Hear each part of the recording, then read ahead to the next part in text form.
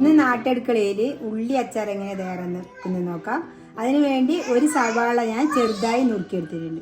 ഇനി അതിന് വേണ്ട സാധനങ്ങൾ എന്തൊക്കെയാണെന്ന് നോക്കാം. വേണ്ടി വെളുത്തുള്ളി ഞാൻ ചെറുതായി നുറുക്കിയെടുത്തിട്ടുണ്ട്, ഒരു കറിവേപ്പില ചെറുതായി നുറുക്കിയെടുത്തിട്ടുണ്ട്, ഒരു പച്ചമുളക് എടുത്തിട്ടുണ്ട്, കുറച്ച് അച്ചാർ പൊടി, കുറച്ച് വിനാഗിരി എടുത്തിട്ടുണ്ട്.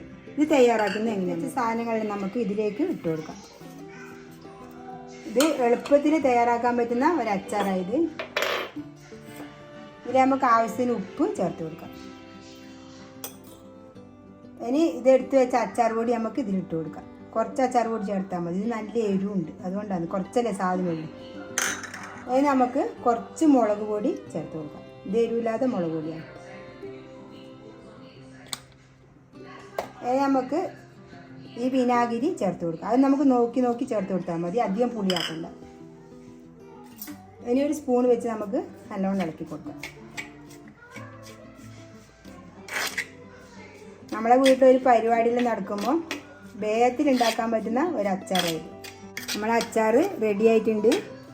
നല്ല എരിവെല്ലാം ഉണ്ട് ഇതിന്, അതുകൊണ്ടാണ് ഞാൻ കുറച്ച് അച്ചാർ പൊടിയും ചേർത്തത്. നല്ലൊരു അച്ചാറായത്. ഇതേപോലെ എല്ലാവരും ഒന്ന് ഉണ്ടാക്കി നോക്കുക. എൻ്റെ വീഡിയോ ഇഷ്ടപ്പെട്ടില്ലെങ്കിൽ ലൈക്ക് ചെയ്യുക, ഷെയർ ചെയ്യുക, സബ്സ്ക്രൈബ് ചെയ്യുക.